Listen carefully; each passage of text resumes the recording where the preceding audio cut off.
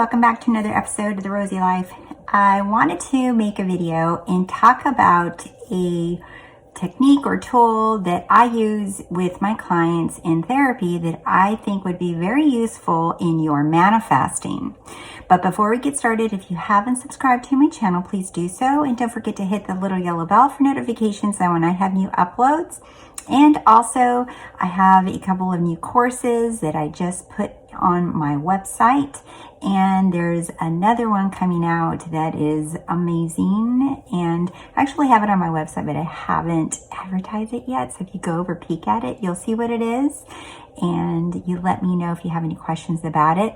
Thank you for all those who have already purchased and done my courses. I'm hearing great success and reviews about using revision and understanding states. Damn, that was a confusing one for me for a while. And when I got it. And when you get it, you'll get it. And it's like a game changer.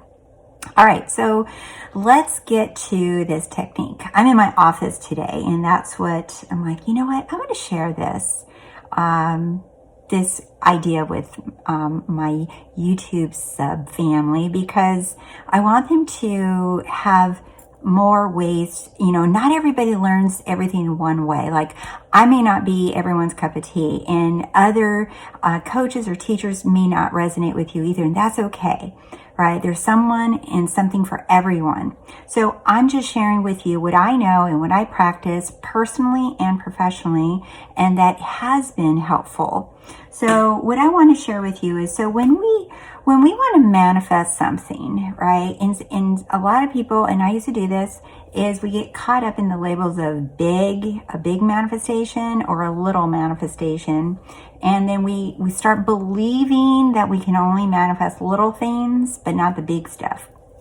And that's not true. And if you've been manifesting and you've been studying, you know that there's no such thing as big and little manifestations. There's only manifestations. So you either have power or you don't have power. You either manifest or you don't manifest, but you can't not manifest because we do all the time.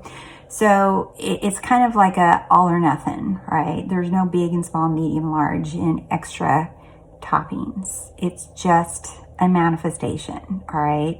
So change that assumption, first of all, that there is only one type of manifestation, and that is the same size.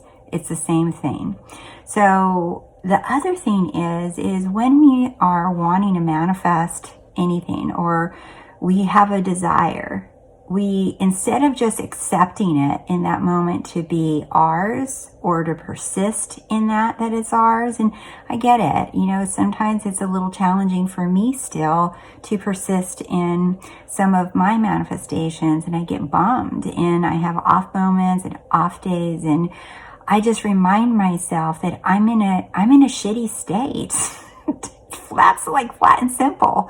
I'm in a shitty state. When I start thinking like that, I'm in the but state. I'm in the lack state. And if you haven't done my online course about states, I highly suggest you do it. So you start identifying what state you're in, and you shift faster when you do that. And that's what I talk about in that course. So, but anyway, I identify I'm in that crappy state. And I'm like, do I want to stay here? I'm like, no, I don't. I don't like it. I don't like this state. It's not a lot going on here. And I literally talk to myself like that. But the other thing too is, if you're only trying to manifest one or two things, this is why a lot of teachers say make a list of 5, 10, 15, 20,000 things every morning that you want to manifest, so that you see that you truly are powerful and that you have the ability to manifest. And I agree with that. You know, manifest other things, like get up in the morning and decide what is going to happen that day. Get up in the morning and decide that you already see yourself in your bed that night saying, today was amazing. I had a freaking awesome day. I love doing that one. I do that quite a bit. And at the end of the day, I feel good, right? And when I don't do it, I'm like, oh yeah, damn it, I didn't do that thing. But I revise it. I'm like, oh no, wait, I had a good day. Do you see where all the techniques come in? But I'm the power, and those are just techniques. So the more that you use revision and imagining and whatever, all of the tools that we have to use, the easier that you can just plug them into any part of your day. All right, going back to why people say make lists. It's not just to get your mind off of your manifestation. It's not only to show you that you have power to manifest things, right? But it's for you to actually create a life all day long. Not just, I'm going to get this present manifestation, right? You're all the time, so that you're living everything out, so that no part of your day is without. So if you go to Subway or you order a sandwich somewhere or a burger or whatever, and you ask for bacon and cheese, and you get home and there's no bacon, you can revise it. I know it sounds so silly, but I revise everything. And even though the bacon doesn't miraculously appear in my sandwich, and which sometimes has been weird and things like that do, they manifest, boop, there it is, right? I revise everything. I don't allow anything to get unturned, anything to be left undone. I don't want anything unpleasant. And Neville talked about this, is at the end of the day, to revise your day of anything that you want it to happen differently, that you revise it in your imagination, so that you're on the roll of everything's going my way, everything goes my way, everything goes my way. So it picks up that momentum.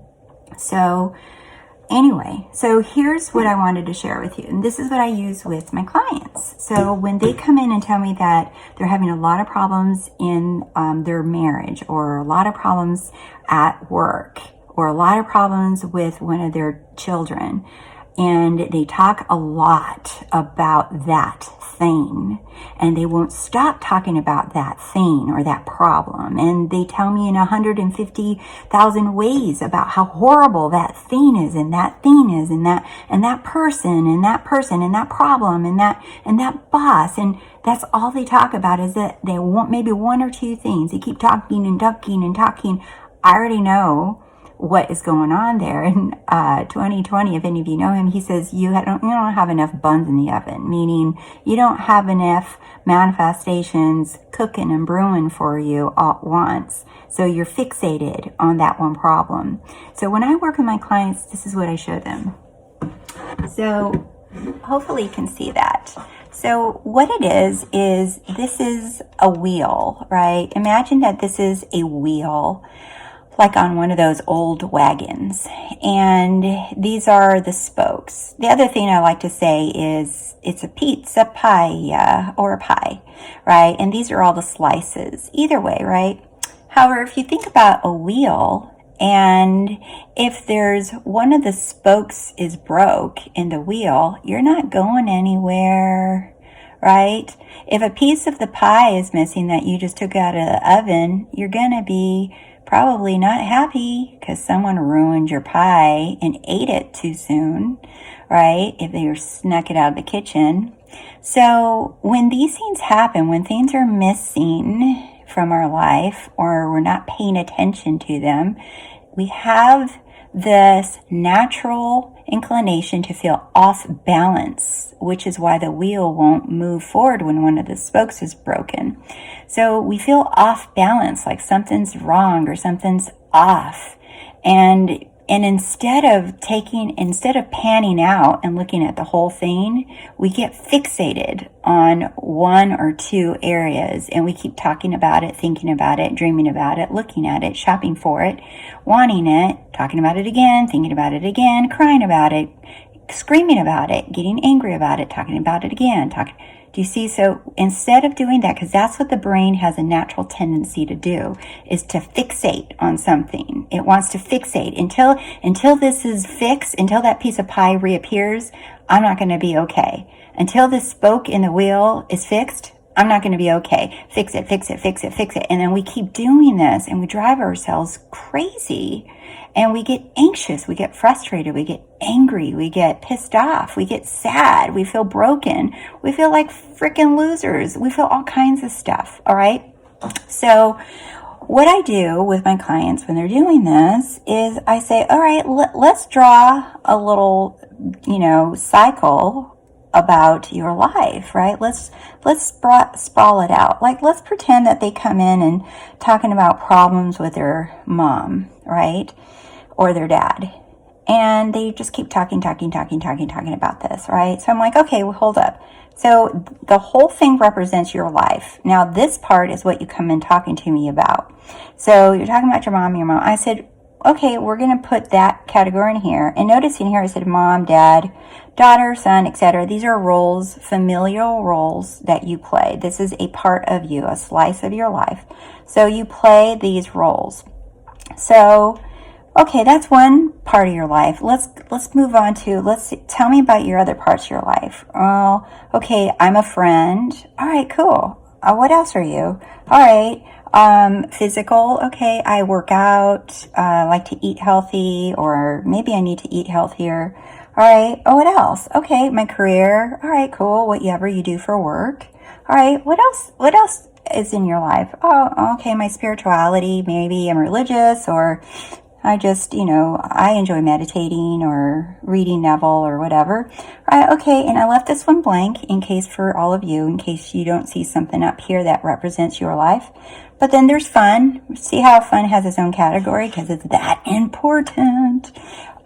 So fun, okay, so we have fun, maybe hobbies, fun stuff, right? And then we have romantic, right? Okay, there's that romantic relationship part of us too.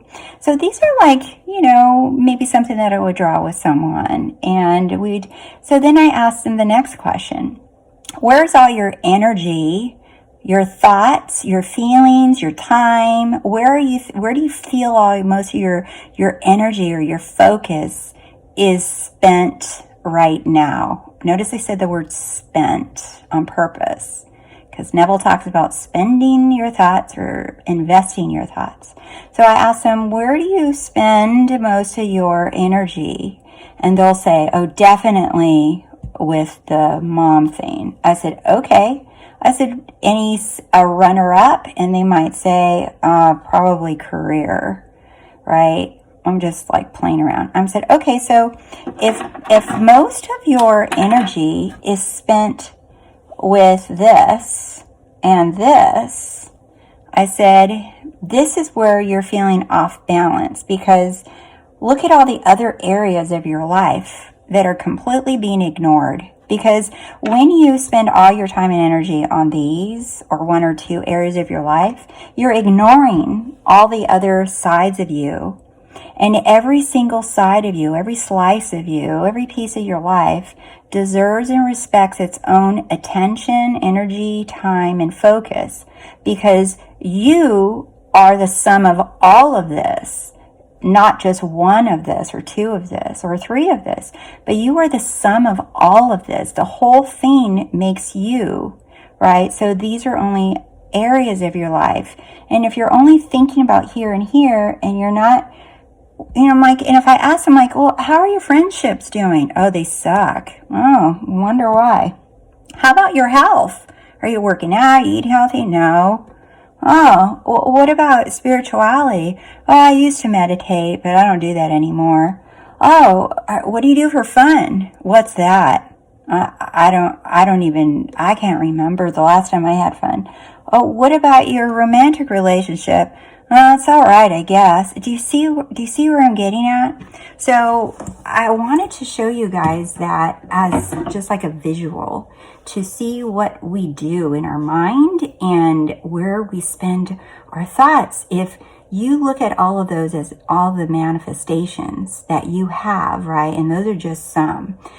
If you look at that and you're just thinking about one manifestation, or possibly two or three, and the rest, you're just like, meh, whatever.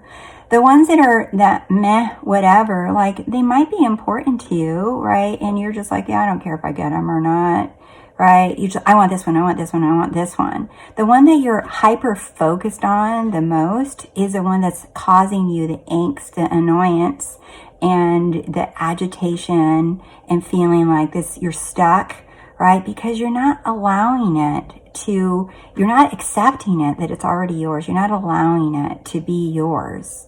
And because you feel like you have to control and micromanage it. And I know, because honestly, I've struggled with the same thing, and I'm not going to even try and pretend that I don't, because I do. But this is such a big deal, because when you spread your love around the rest of your life, you'll see that you'll feel more balanced. You'll feel more relief, because you're giving attention to you, to all the parts of you, not just to this one little area of your life. So God is all of it at one time. That means you have the ability to be all of it at one time. If you take your eyes off of it, it's not going anywhere. It's still yours. So I hope that this video was helpful. Please like and comment below and tell me what you think. Tell me if you're stuck like this. Tell me if this is what you're doing too, because if you are, now you can see what you do. You spread the love around to the other areas of your life. You give attention to the other areas that you've been ignoring or kind of just showing up in them and not really kind of, whatever. I'm just doing it to check you off the list. No, show up and give it your undivided love and attention and energy to every single area of your life, because that's part of you. That's part of who you are. And you deserve to be in every part of your life 100% because you can. All right, my loves, I'll see you soon. Bye.